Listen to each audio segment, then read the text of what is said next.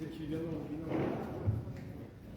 Padre Celestial, queremos en esta noche darte muchísimas gracias, mi Señor, porque nos has dado lo necesario para poder estar en este lugar. Nos has dado la oportunidad, Señor, antes que nada de tener esa necesidad, Señor, de acercarnos a ti a través de este seminario, a través de tus enseñanzas. Te damos muchísimas gracias porque nos has dado también la oportunidad de haber llegado con bien a este lugar. Te pedimos, Padre mío, que quites todos los obstáculos que puedan haber en el camino de todos los que se aproximan a este seminario, mi Señor.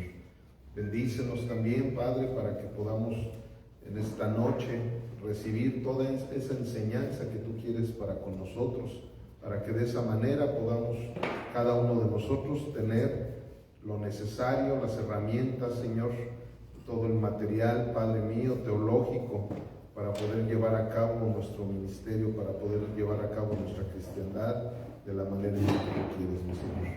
Te lo pedimos en el nombre precioso de Cristo Jesús. Amén, amén y amén. Buenas noches, Lolita y Alex. Ok, pues vamos a dar inicio. Ahí está el título de nuestro taller del día de hoy.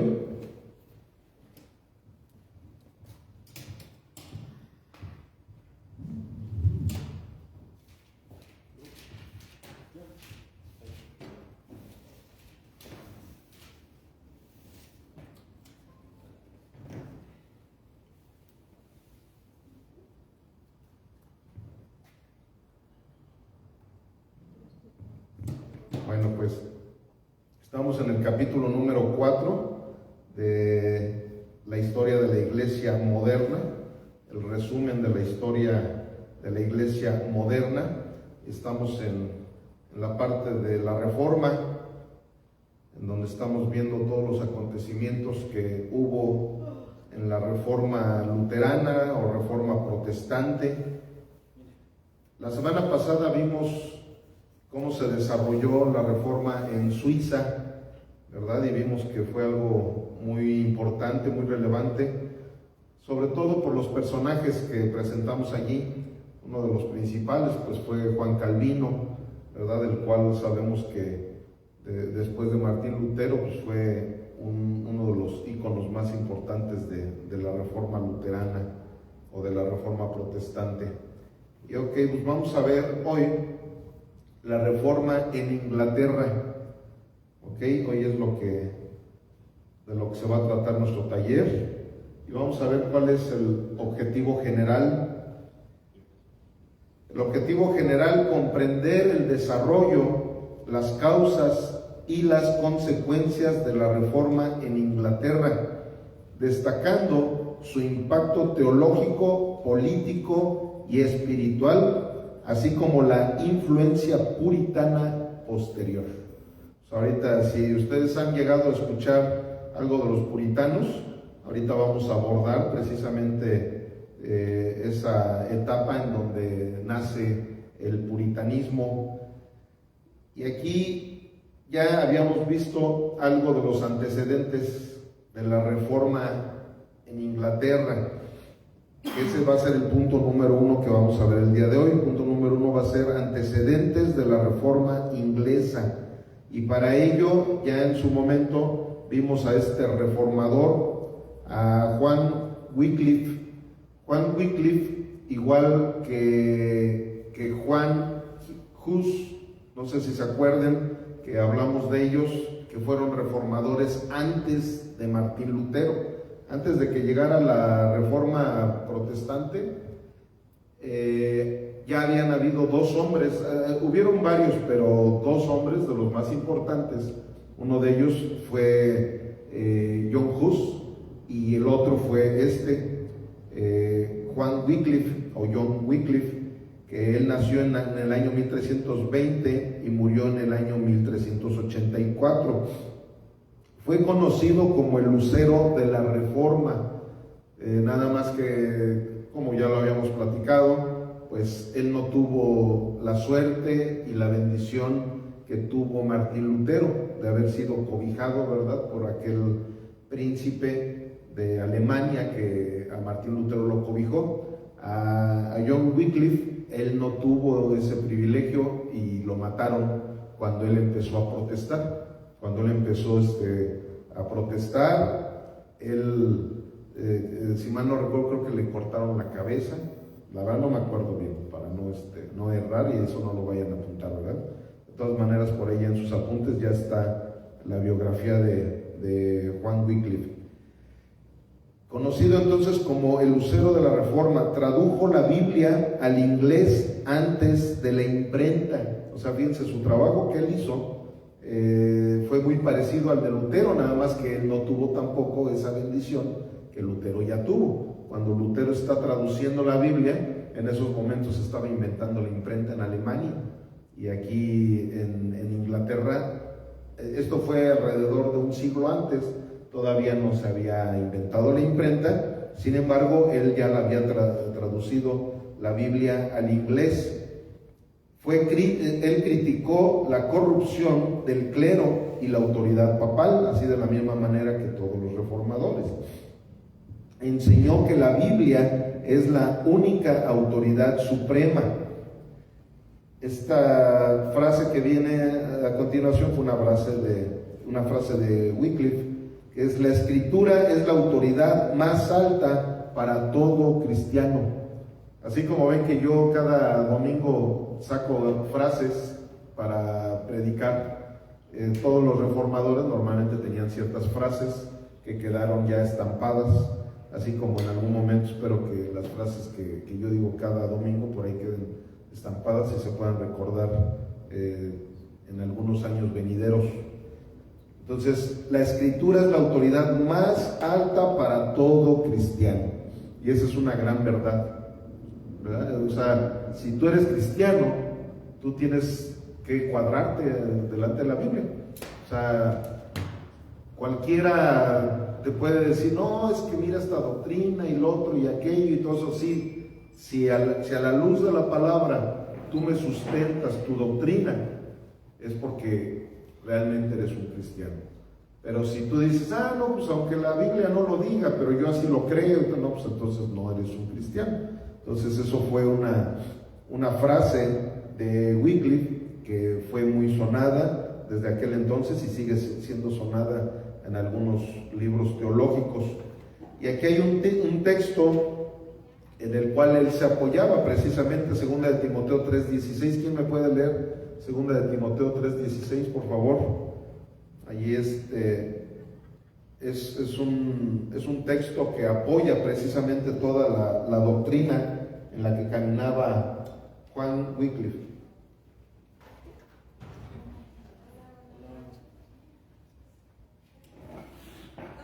Buenas noches.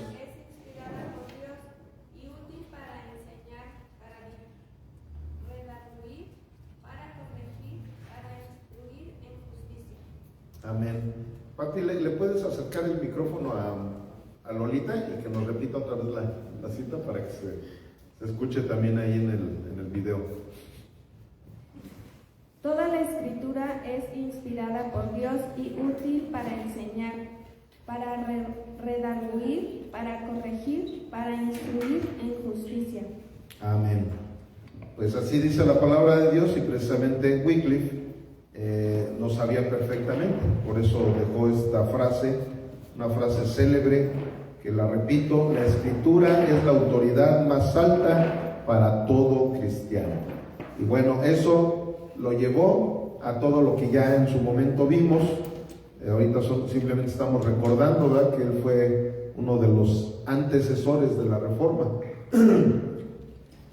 Y ya en el punto número 2 vamos a ver lo que fue el rompimiento con Roma. Acuérdense que estamos hablando de Inglaterra, estamos hablando de la Reforma en Inglaterra. Para los que van llegando, es el tema del día de hoy, la Reforma en Inglaterra. Apenas ahorita vamos en la cuarta diapositiva, bueno, en la tercera más bien, y estamos viendo lo que sucedió en Inglaterra en aquellas épocas. Y aquí vamos a ver el personaje que dio inicio a ese rompimiento con Roma. Y ahora sí que, como decía el profeta Chespirito, sin querer queriendo, él en estos momentos que estaba rompiendo con Roma, contribuyó a que, ahí está, ¿no? Contribuyó a que la reforma se llevara a cabo también en Inglaterra. Nada más que vamos a ver ahorita fue de una manera muy curiosa la reforma, cómo se llevó a cabo en Inglaterra. No fue igual que en Suiza, ni fue igual que sucedió en Alemania. Aquí este personaje, Enrique VIII, un personaje, los que les gusta la historia, yo creo que saben de quién se trata, un personaje muy, muy importante en la historia de los ingleses. Él deseaba anular su matrimonio con Catalina de Aragón, pero el Papa se negó. Él tuvo, si mal no recuerdo, fueron 4 esposas las que tuvo antes de fallecer. Y su primera esposa, que fue Catalina de Aragón, él se quería divorciar porque él tenía nada más hijas con ella. Y cuando de repente iba a nacer un varoncito, abortaba, moría. El chiste es que no podía tener varones. Y él, como era muy machista, él decía, no, yo quiero tener un varón. Entonces, como esta mujer no me puede dar varones y solamente me da niñas, mejor me divorcio. Entonces, en esos momentos él habla con el Papa y le dice, oye, mira, yo quiero divorciarme de Catalina de Aragón y quiero que me des el permiso. Y inicialmente sí se lo dio, inicialmente el Papa sí le da el permiso de que se divorciara, pero después se arrepiente. El Papa se arrepiente y le dice, no, ¿sabes qué? Que siempre no te puedo dar el permiso, pero curiosamente él ya se había separado de esta mujer y ya se había casado con otra. Ya se había casado con otra mujer. Tú le dices, pues oye, si ya me habías dicho, ya hasta me casé con otra mujer. No, sí, pues ahora estás en adulterio, ¿no? Y el chiste es que tiene un problema con el Papa y precisamente por eso aquí en 1534 se promulga el acta de supremacía declarando al rey cabeza suprema de la Iglesia de Inglaterra. Ahí él rompe con Roma. Ahí le dice al Papa, ¿sabes qué? Que pues entonces Inglaterra ya no es católico. Ya nosotros nos vamos a tener nuestra propia religión. Y como estaba precisamente la situación de la reforma luterana y todo eso, pues había mucha revuelta o mucha revolución en toda Europa en contra del catolicismo. El catolicismo ya estaba bien debilitado por la reforma luterana. Entonces este rey se siente con ese poderío y lo hace esta promulgación y queda ya él como el rey de Inglaterra, pero también como si fuera un nuevo papa. Hagan de cuenta, nunca se nombró papa ni mucho menos, pero quedó él de esta manera, ya como la cabeza suprema de la iglesia en Inglaterra. Nació así la iglesia anglicana.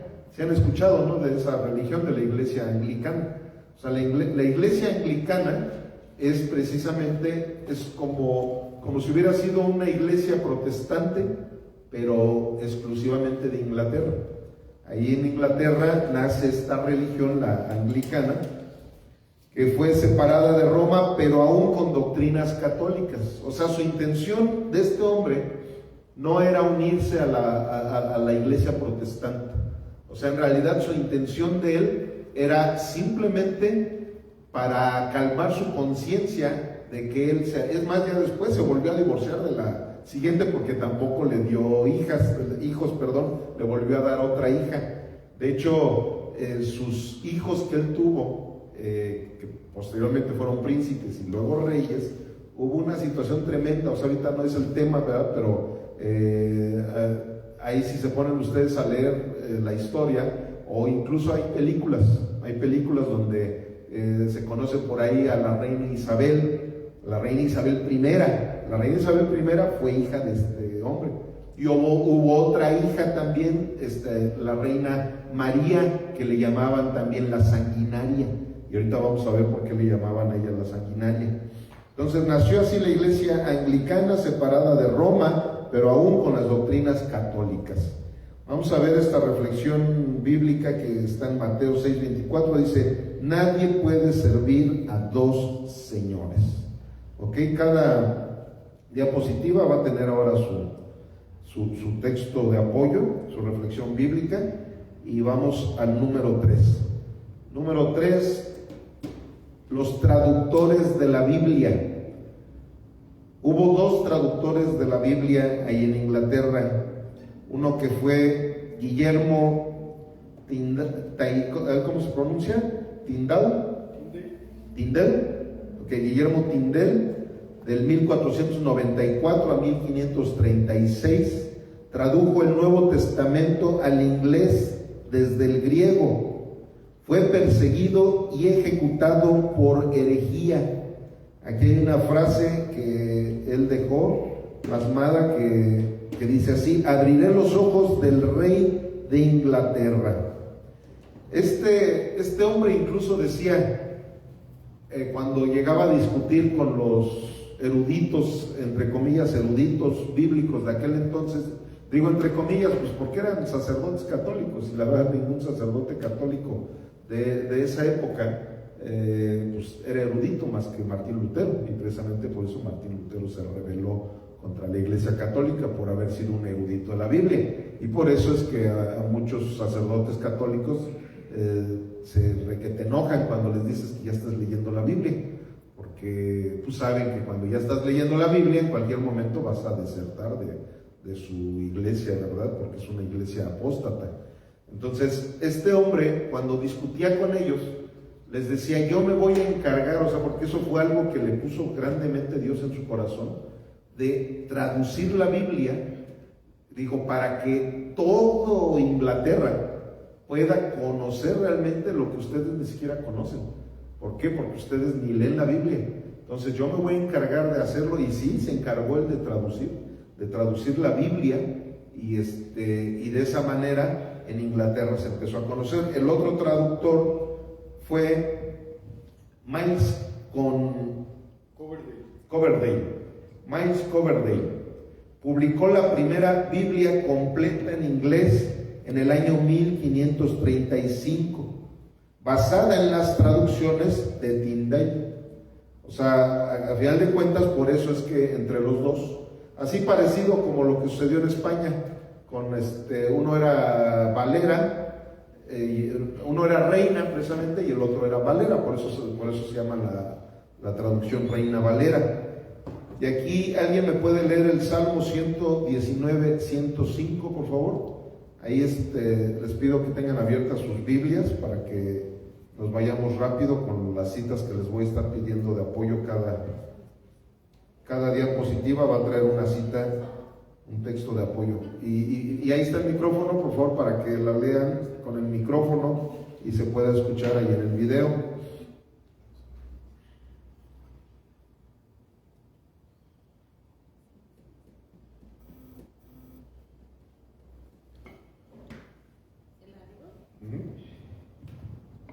Es lámpara es a mis pies tu palabra y lumbrera mi camino.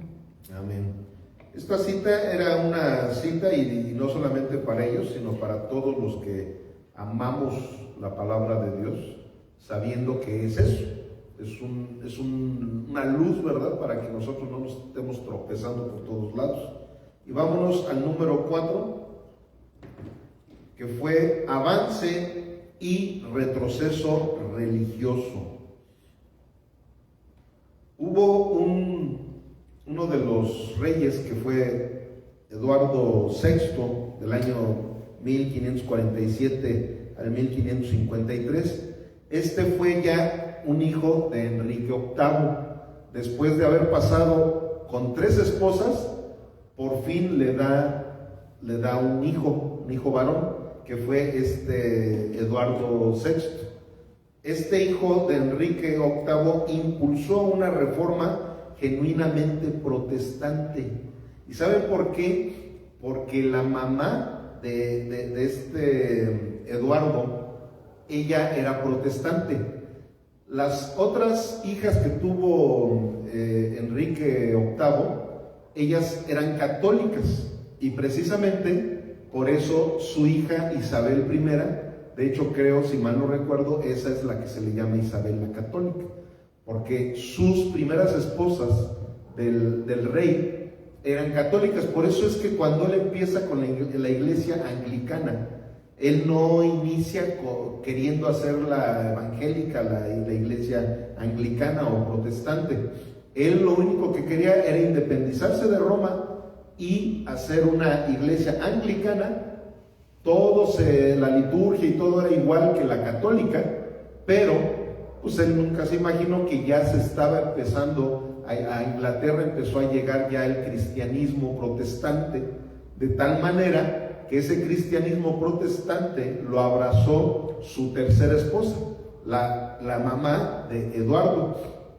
Entonces ella lo educó en el cristianismo. Entonces cuando llega Eduardo al poder, ahorita aquí nos acabamos de saltar, pero ahorita vamos a regresar a lo que fue sus hermanas. Él impulsa la iglesia protestante. Entonces, por eso es que ahorita a la fecha, si tú vas a una iglesia anglicana, tú te vas a dar cuenta que ya no es una iglesia católica. La iglesia anglicana ya es una iglesia cristiana evangélica. Tiene ciertos dogmas todavía así medios religiosones, así como las luteranas y todas esas religiones que fueron las que iniciaron con la iglesia protestante, pero ya son prácticamente protestantes esas iglesias también. Pero fue todo por eso, gracias a que tuvo varias esposas, dos de ellas eran bien católicas, y luego la tercera, la mamá de Eduardo, esa sí fue cristiana, y precisamente por eso este hombre impulsa una reforma genuinamente protestante. Su arzobispo, Tomás Clanner, elaboró el libro de la oración común, base de la liturgia del anglicanismo. O sea, este libro de la oración común es como decir un catecismo, o como decir una, ¿cómo se le dice eso? Una confesión de fe de los anglicanos. Entonces, este arzobispo, porque ahí seguían llamando los puestos y todo eso, le seguían dando los mismos nombres de la iglesia católica, que también pues, son bíblicos. O sea, el obispo, habla claramente la Biblia del obispo, que es un supervisor. Entonces, allí el arzobispo Tomás Clanner elaboró el libro de la oración común, que fue la base litúrgica del anglicanismo. Entonces, los anglicanos como base litúrgica tienen ese libro de la oración común. Luego está Jane Grey, fue reina por 9 días, mártir protestante, ejecutada por María Tudor. María Tudor fue la primera hija del rey Enrique VIII. La primera hija que tuvo fue esta, María Tudor. Esta mujer es la que le llamaban la sanguinaria, porque esta mujer, hagan de cuenta, en el momento en que Jane Grey queda como reina, ella luego llegó abrazando el protestantismo también. Pero esta mujer, como era mega católica y aparte mega asesina, porque si ustedes conocen su historia, nosotros vimos una serie hace muchos años que se llamó Los Reinados, o no me acuerdo, algo así, y ahí sale toda esta historia. Nada más que ahí, como es una serie católica, ahí a todos los católicos los ponen como que ellos eran los héroes, y es más, por ahí sale también el de allá de Escocia, John, que lo vamos a ver próximamente, ¿cómo se llama John Knox. A John Knox próximamente lo vamos a ver. Él fue el reformador de Escocia, y ahí en esa serie ahí sale toda la historia de todas estas broncas que había, y sale esta mujer que era malvadísima. Es más, creo que se llama La Reina o algo así, pero sale esta mujer que era bien sanguinaria. Esta mujer empezó a hacer una persecución en Inglaterra, hizo una matadera tremenda de gente que era protestante.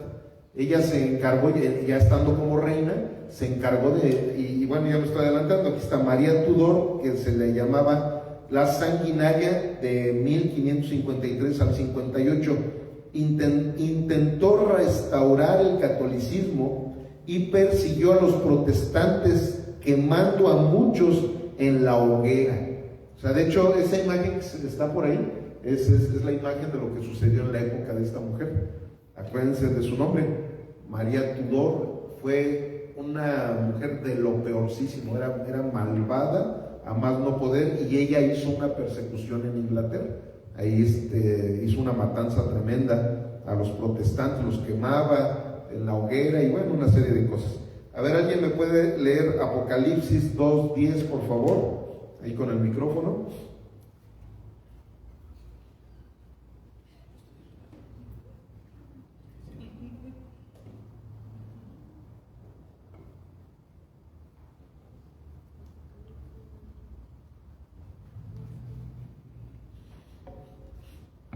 No temas en nada, lo que vas a padecer, he aquí, el diablo echará a algunos de vosotros a la cárcel, para que seáis probados y tendréis tribulación por 10 días. Sé fiel hasta la muerte y yo te daré la corona de la vida. Amén.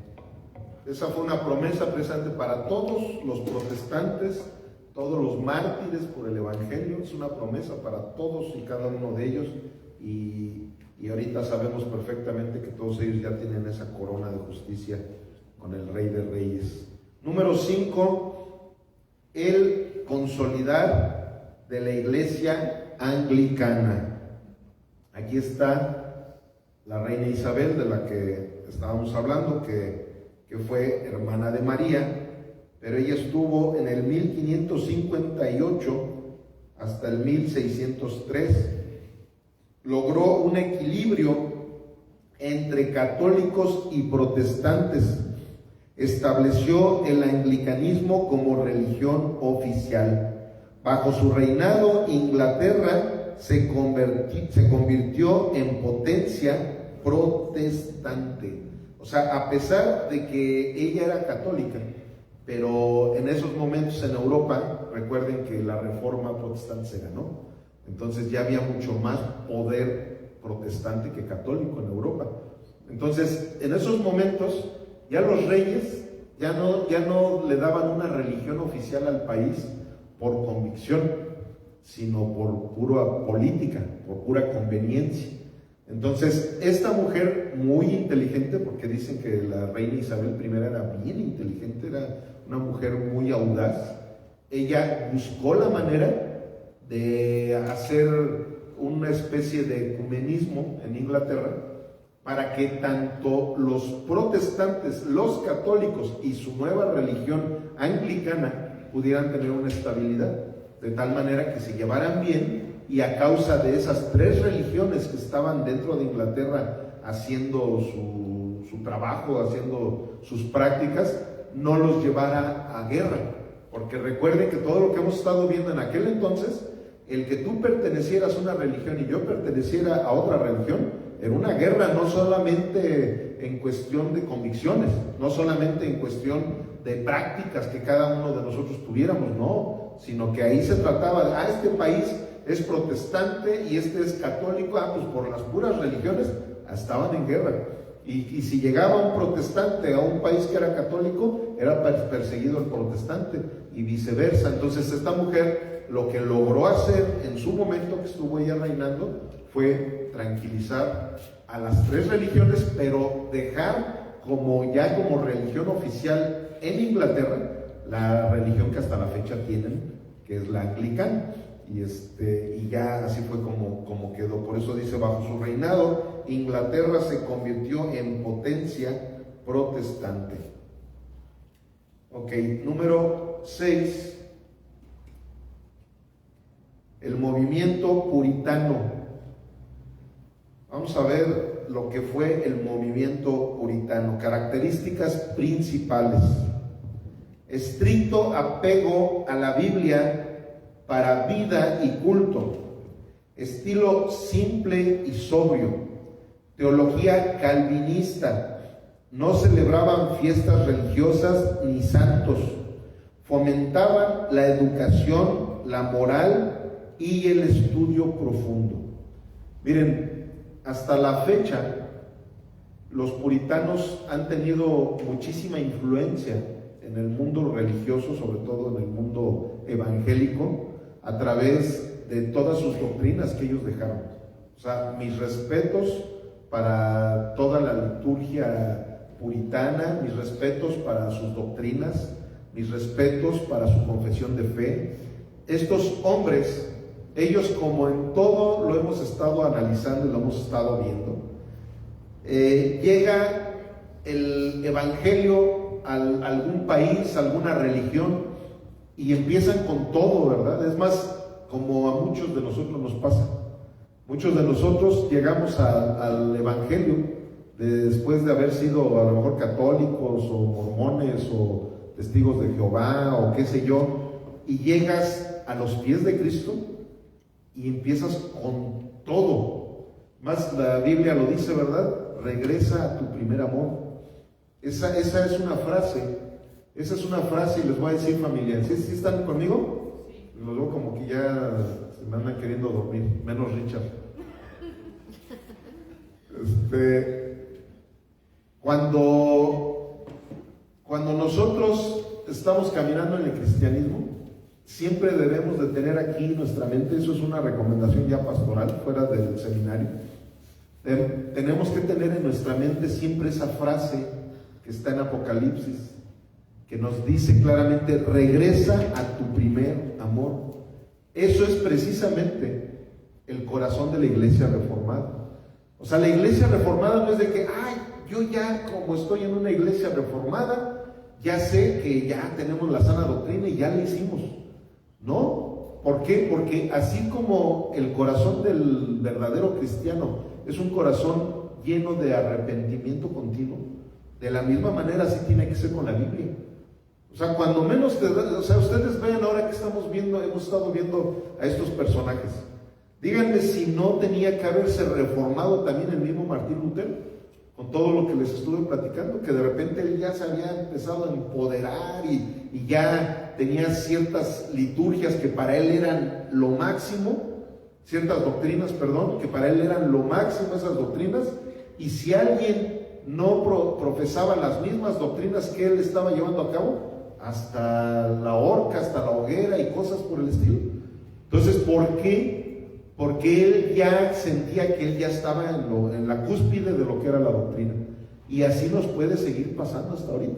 Nosotros como iglesia reformada, Redención por su gracia, si a lo mejor nos quedamos nada más con la confesión de fe que por ahí tenemos clavada y ya nunca estamos al pendiente de estar regresando a los pies de Cristo para que Él nos vaya diciendo en qué estamos bien y en qué estamos mal, eso vendría a ser un caos para todos.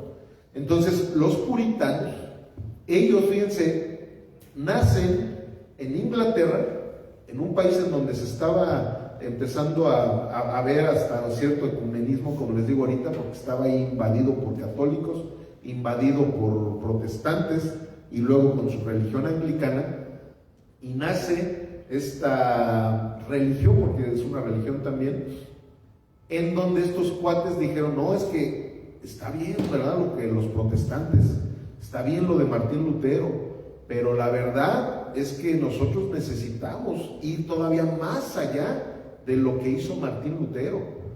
Tenemos que ir más allá de lo que hizo un Juan Wycliffe, que ahorita lo acabamos de ver, también ese personaje de ahí de Inglaterra.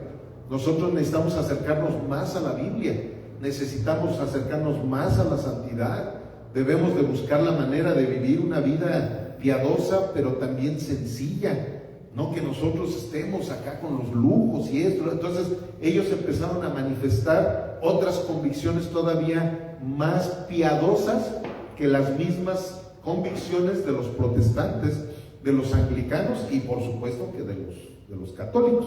Entonces nacen este grupo de personas llamados los puritanos, que les repito, hasta la fecha hay muchos escritos, hay libros, hay muchas cosas que vienen de los puritanos. De hecho, la mayoría de la iglesia reformada en la actualidad, ocupa mucho escritos. Yo en lo personal he ocupado muchos escritos de los puritanos porque ellos realmente tenían la iluminación de la Biblia de una manera muy piadosa y muy buena. Pero lo que hemos estado viendo, nada más había alguien que se levantaba con algo nuevo y luego ya era un hereje. Para los que habían tachado de herejes a los anteriores, ahora empezaban a tachar de herejes a los nuevos también. Entonces esto fue lo que sucedió con ellos. Hubo 3 tipos de puritanos. 1, episcopales, que eran gobernados por obispos.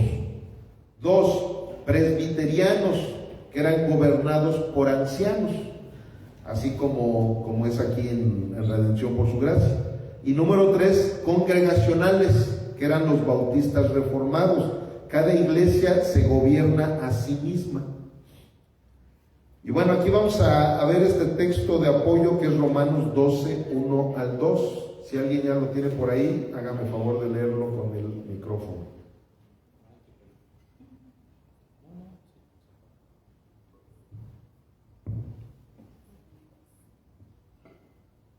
Así que, hermanos, os ruego por las misericordias de Dios que presentéis vuestros cuerpos en sacrificio vivo, santo, agradable a Dios, que es vuestro culto racional.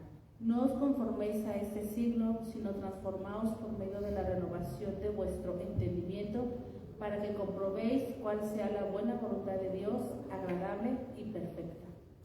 Ese fue uno de los textos que fue como una bandera, por así decirlo, de los puritanos.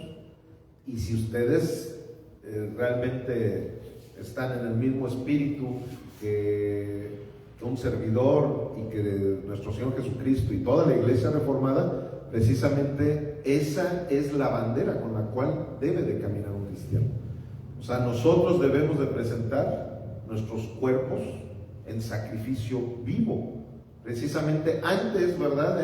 En el Antiguo Testamento se presentaban corderitos, se presentaban animalitos que ellos eran ajenos a lo que nosotros pudiéramos llegar a ser, y a través de eso eran cubiertos los pecados.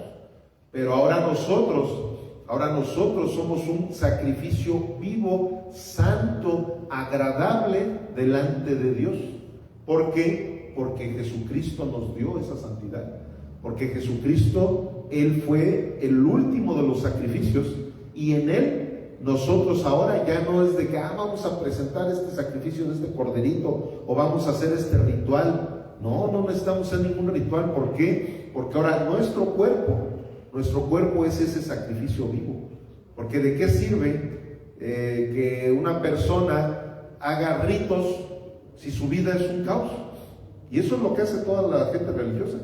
Miren, yo una vez precisamente hablando con uno de la iglesia romana, que les encantan los ritos, ustedes ven como, sobre todo ahora ya mero va a llegar el 12 de diciembre, y ustedes no sé si han visto, pero gente desde aquí y desde más lejos salen, hacen sus caravanas y se van hasta allá, hasta la villita.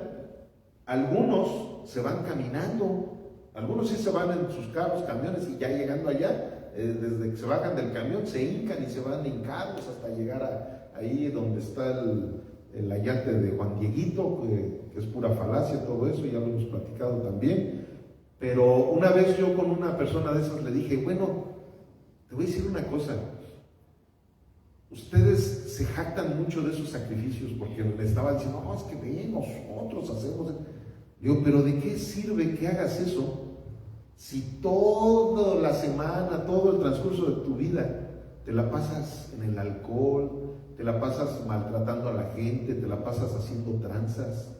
Te voy a decir una cosa, aunque parezca un sacrificio tremendo esos ritos que ustedes hacen, es muchísimo más fácil cumplir ritos que cumplir una vida santa, una vida sacrificada, agradable delante de Dios.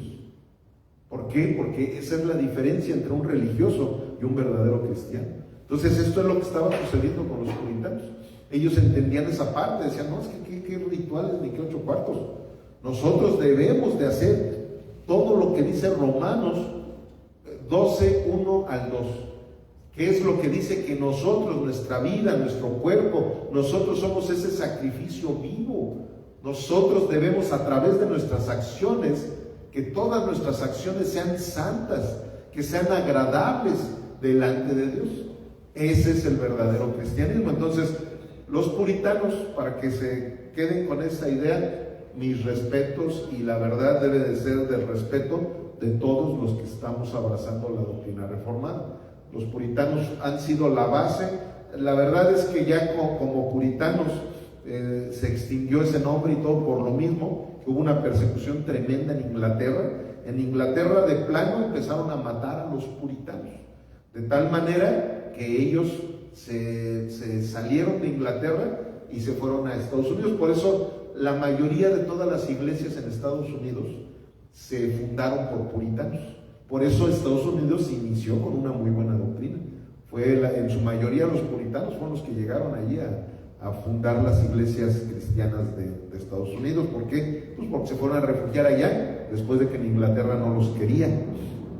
Ok, número 7. Periodo de conflictos y confesiones. Jacobo I fue un rey llamado Jacobo I. Fue del año 1603 a 1625. Este hombre, antes de que siga yo aquí leyendo, Jacobo I, él era el nieto del primer rey del que hablamos, de Enrique VIII. Y este hombre ya como protestante, ya cristiano y todo eso, él empezó a llevar a cabo su reinado de tal manera que en esos momentos empezó a haber mucha relación con Escocia, porque el rey de Escocia era primo de este hombre, de Jacobo. Es más, no sé si ustedes han escuchado de los jacobitas allá en Inglaterra, en Escocia. Más, alguien, no sé si ha visto una serie buenísima, una serie que se llama, ¿cómo se llama esta serie? Bueno, la de Escocia, que se van 200 o 300 años para atrás. No sé si la... Outlander. ¿No, ¿Nadie ha visto de ustedes la de Outlander? Pues se la recomiendo muchísimo. Ahí sale precisamente parte de estas cosas que estamos viendo. En ese entonces se está hablando, las guerras, ya ven que Escocia e Inglaterra siempre traían broncas, siempre andaban en guerra. Y precisamente en Escocia había un grupo de jacobitas, y de ahí es de donde salió, de este rey. Bueno, este rey Jacobo I, él se encargó de mandar a hacer una Biblia. Aquí dice, encargó la Biblia del rey Jacobo en el año 1611. Esa Biblia es la que usan así como nosotros aquí usamos la Reina Valera 1960, en Estados Unidos, sí, a ver cuál es la que leen más, si alguien de ustedes sabe. La King James. Es esta Biblia de Jacobo I.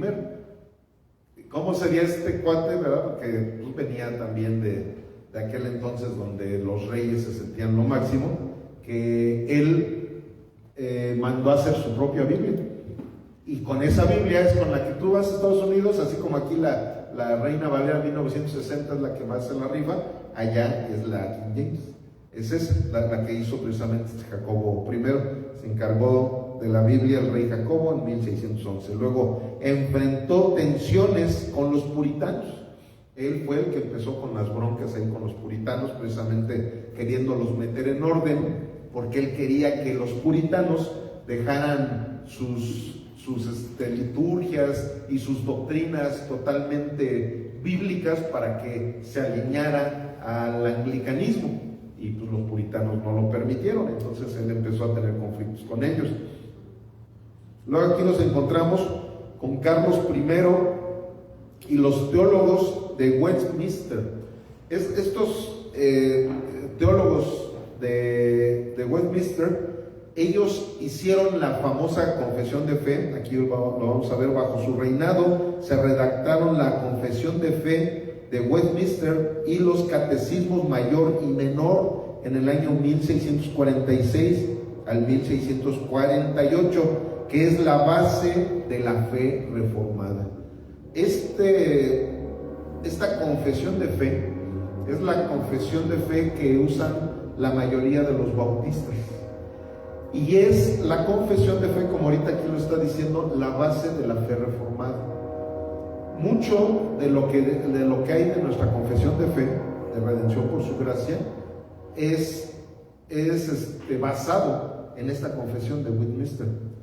La verdad es que estos teólogos, ellos fueron inspirados. Estos catecismos nada que ver con los catecismos católicos.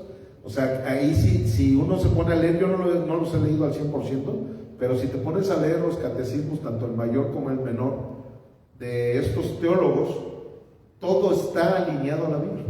O sea, todo está alineado a la Biblia. Esos catecismos sí se puede, a lo mejor no tanto que hayan sido inspirados por Dios, pero sí fueron inspirados por la Biblia. O sea, todo lo que se dice en esos catecismos, mis respetos, porque son cosas que son totalmente alineadas con la palabra de Dios. Y esos catecismos son los que usan la mayoría de las iglesias reformadas, ya sea bautistas, ya sea presbiterianas, y algunas como nosotros, las pentecostales también, pero que sean reformadas. ¿Alguien me puede leer 2 de Timoteo 2:15?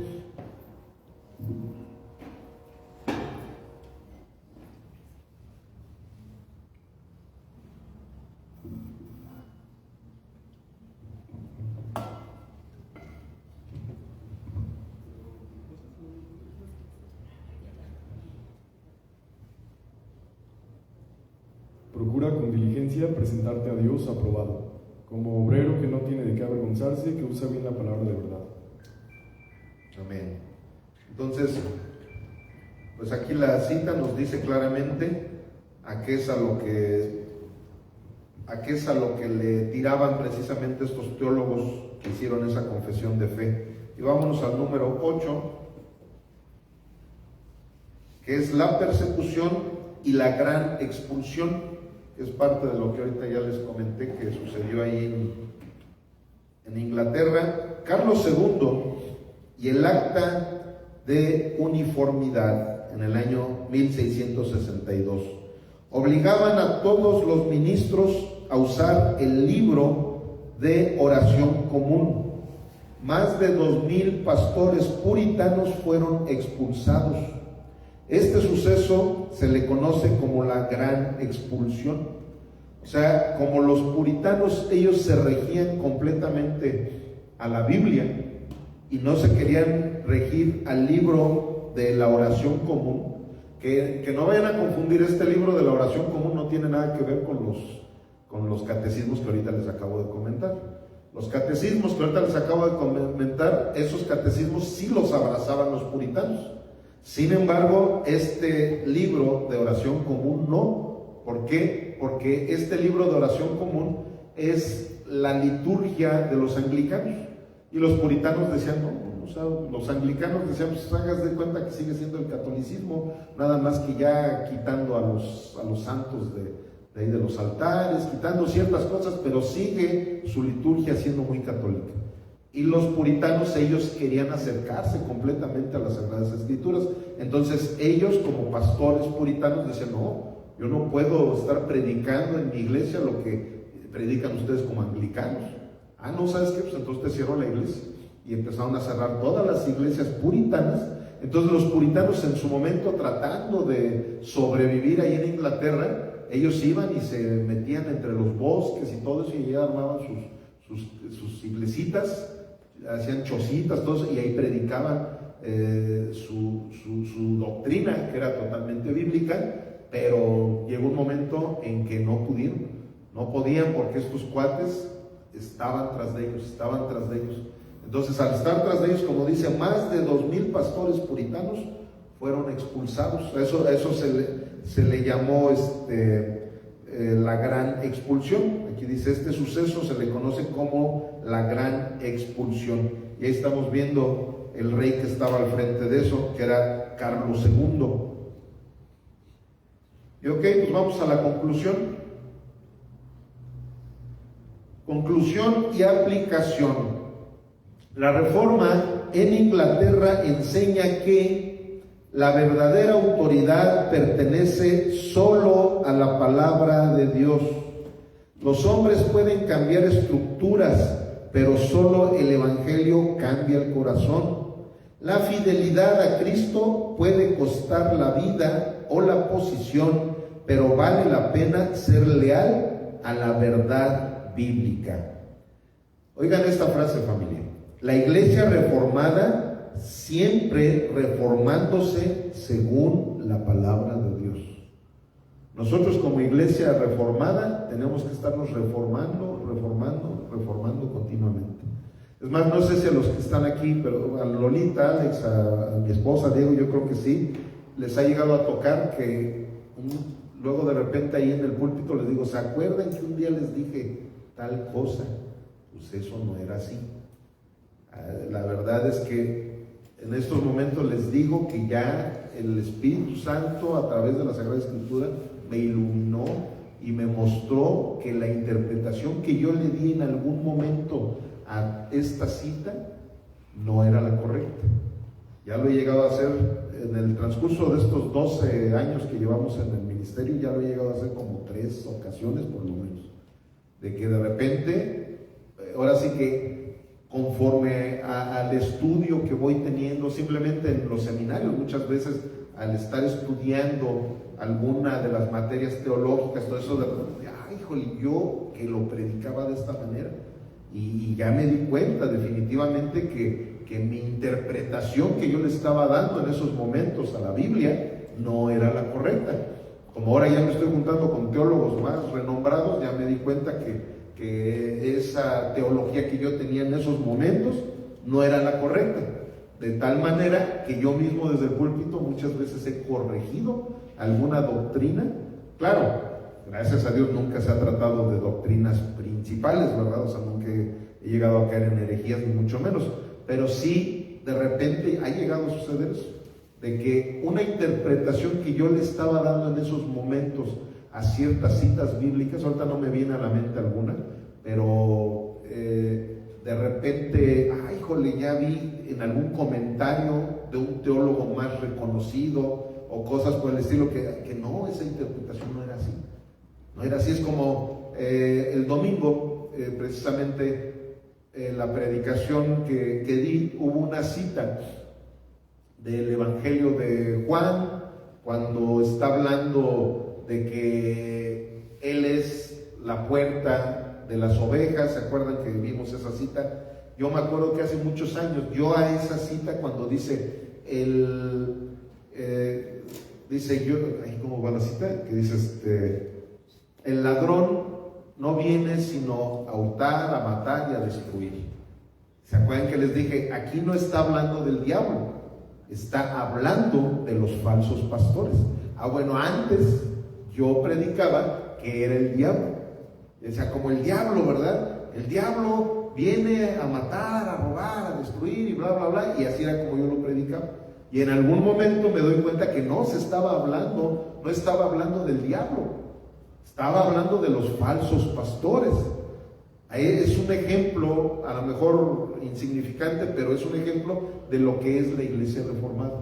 Una iglesia reformada no se va a estancar y no se va a quedar cuadrada a algo que aprendimos en un momento, y como ya lo aprendimos de esa manera, ya nos cerramos a decir, así tiene que ser, así tiene que ser. No, esa es la diferencia de una iglesia reformada a las iglesias que no quieren ser reformadas.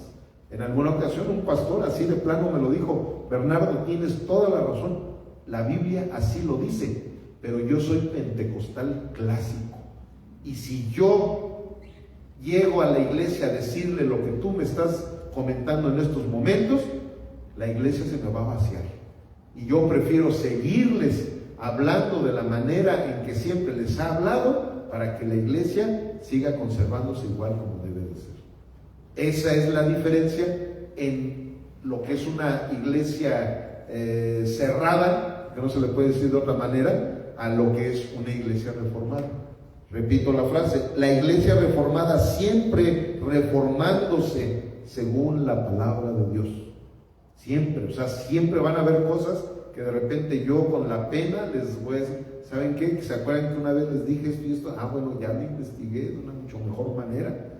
Es más, el Espíritu Santo me habló precisamente ahora que estábamos en la materia de hermenéutica, ahí hubo muchas cosas también que se me ampliaron de la manera que antes yo llegaba a interpretar ciertos textos. Ahora que vimos todos los contextos que tenemos que utilizar para una predicación, a lo mejor ustedes ni cuenta se han dado, pero desde que tuvimos materia de la hermenéutica, mis sermones son mucho más profesionales de los sermones que yo preparaba antes de que diera yo el curso de la hermenéutica, porque yo ya había recibido hermenéutica, pero la había yo recibido, yo nunca la había dado. ¿Me explico? Entonces, al haberla dado, dicen que la mejor manera de aprender es enseñando. Entonces, al estarles yo enseñando sobre hermenéutica, mis sermones se volvieron mucho más profesionales de lo que fueron años antes. ¿Me explico? Y eso es una iglesia reformada. Precisamente su nombre lo dice, que se vaya reformando. Cada vez que se deforma tantito y otra vez regresar a ponerla en el orden que debe de ser. Esa es la bendición de la iglesia reformada. Amén. Ok, familia. ¿Alguien tiene alguna pregunta, algún comentario que hacer? ¿No? Bueno, ya a ver, adelante, para que se escuche todavía. Bueno, pastor, de alguna manera se entiende que la reforma protestante trae como beneficio el que la gente tenga la Biblia, ¿verdad? Que se tenga la lectura bíblica en el lenguaje entendible de las personas. Hasta donde yo logro entender es que la mayoría de los iniciadores de ese movimiento protestante tenían una mentalidad católica y pensaban querer seguir siendo católicos, y de alguna manera dijeron, pues sí, somos protestantes. Entonces, en ese sentido sí se les entiende esa determinación o ese nombramiento protestante. Pero nosotros hoy en día como pueblo, yo creo que más nos identificamos como cristianos evangélicos, me imagino. Sí, claro. Y de protestantes, pues ya no protestamos de nada. O sea, ya ese lineamiento sí fue el origen para tener la Biblia, pero no como para yo sentirme católico, no como para yo congeniar con estos principios de decir, es que sí, me siento católico, pero no lo soy. O sea, yo creo que eso ya no es parte de nosotros. Claro. ¿Cómo lo entiende usted? Sí, de hecho, el nombre protestante se le empezó a dar un inicio precisamente pues porque literalmente eso es lo que había sucedido. Como dices, protestaron a la Iglesia Católica de sus doctrinas, pero a final de cuentas, por eso se les empezó a llamar los protestantes, porque seguían siendo parte de la Iglesia Católica, pero ya no de la Iglesia Romana. Porque católico, acuérdense que ya en algún momento también del taller se los comenté, la palabra católico quiere decir universal. O sea, si nosotros nos vamos al contexto gramatical, todos los cristianos seguimos siendo católicos, porque somos parte de la Iglesia Universal de nuestro Señor Jesucristo. Nada más que ya se le quedó ese nombre pues a los iniciadores de esa religión, ¿verdad? Que son los católicos apostólicos romanos. Entonces, se supone que así como los católicos ortodoxos allá del oriente, nosotros podríamos seguirnos llamando católicos protestantes, o sea que es parte precisamente de lo que tú estás comentando. Sin embargo, conforme fueron pasando los años, ya el nombre que se le adoptó correctamente a la iglesia es la iglesia evangélica. O sea, en realidad nosotros somos evangélicos. Lo correcto es que, es más, muchos cuando te dicen protestante, sobre todo si viene de parte del católico, es como un apodo despectivo. O sea, ay, los protestantes, así como que nos dicen, así como despectivamente, pero sí lo correcto es que digan los cristianos evangélicos. Esa es la iglesia, sin discriminar a otros, pero la iglesia de nuestro Jesucristo de estas épocas, así es como se le llama, la iglesia evangélica. O sea, nosotros somos evangélicos. Ese es el nombre correcto que se le debe de dar a la iglesia. Y de ahí, bueno, vienen denominaciones y corrientes doctrinales.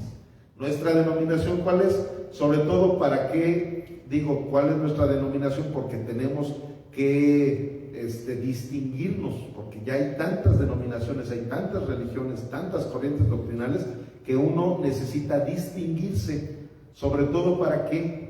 Para que cuando alguien te pregunta, tú digas, es que mira, nosotros nos distinguimos por ser una iglesia pentecostal reformada. Entonces ya cuando tú les dices, ok, sí, ya he oído yo de ustedes. Ustedes, las iglesias reformadas, son las que se regresan otra vez a todo lo que la Biblia dice y hacen a un lado todo lo de las tradiciones, todas las cosas nuevas que van saliendo. Ustedes son de los que regresan y regresan y regresan a la Biblia. Entonces, ¿por qué? Porque nos estamos distinguiendo.